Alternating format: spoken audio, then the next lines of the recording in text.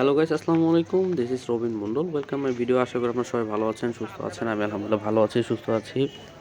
আজকে এসেছি আমরা বড় মসজিদে নামাজ পড়ার জন্য। এইটা লালমনিরহাটে ঠিক সীমান্ত এরিয়ার পাশেই এই মসজিদটি অবস্থিত। এই মসজিদে আমি ওখান থেকে যতটুকু জানতে পারলাম, একটা সময় ইন্ডিয়ার কিছু মুসলমান যারা আছে তারা এই মসজিদে নামাজ পড়তো, প্লাস বাংলাদেশের মানুষও এখানে নামাজ পড়তো।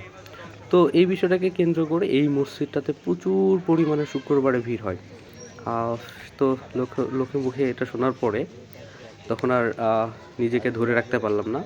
আমি এবং আমার বন্ধু হিমায়েত আলী, সাথে আমার আরও কিছু সিনিয়র ছিল, তাদের সবাইকে নিয়ে এখানে নামাজ পড়তে যাই। আলহামদুলিল্লাহ অনেক ভালো লেগেছে। তো একটা পর্যায়ে আপনারা যে ভিডিওতে দেখতে পাচ্ছেন যে নিলামে উঠেছে ছাগল। তো আসলে এইভাবে আমার কখনো বাস্তবে দেখা হয়নি, যেটা আমি আজকে সরাসরি দেখলাম।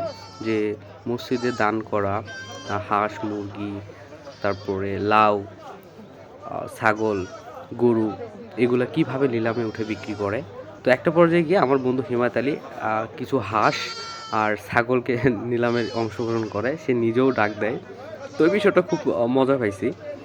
আর সবচেয়ে বড় বিষয় হচ্ছে, একটা পর্যায়ে গিয়ে আমাদের সেই নামাজ শেষে তো নিলাম দেখার সময় বা নিলাম দেখার সময় ঠিক তখনই এই পাশে দেখি সবাই লাইন হইতেছে, দৌড়াদৌড়ি করতেছে। কাহিনী কি বুঝলাম না।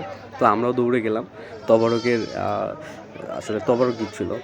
তো একটা পর্যায়ে গিয়ে এমন একটা অবস্থা হয়েছে, তবারক নিয়ে আর মানে প্রতিযোগিতায় আমি যে ভিডিও করব এইটুকু আর করা হয়নি। তো যাই হোক, আবার আমরা সেই নিলামটা দেখতেছি। আসলে কত সুন্দরভাবে নিলাম রাখা হচ্ছে।